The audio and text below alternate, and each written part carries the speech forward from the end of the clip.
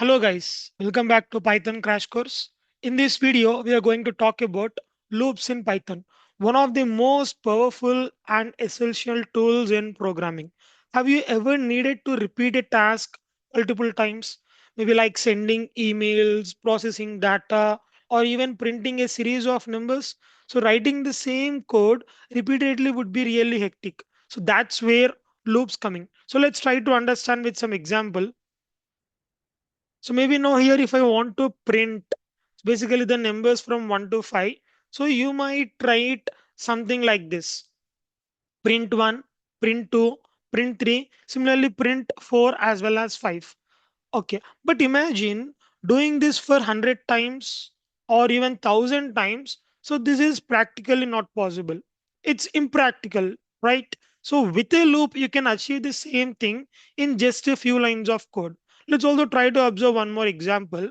So maybe if you want to print hello world 5 times, so we simply copy this code and we simply paste it for 5 different times. But if I want the same job to be done for n number of times, so here comes the picture of loop. So let's say whatever random thing we want to put. So like we have some logic, basically the number of times you want to run this. So from which point you want to start. So from which point you want to stop based on some condition, some logic. So we keep all those things over here and we call this entire thing to be a loop. So let's say now I want to print something from 1 to n, or maybe even you want to print hello world n number of times. So all these block of code we keep in some block called loop, and we give some logic for this loop to run from 1 to n times. So that is how basically loop works. So like there are two different categories of loops in Python.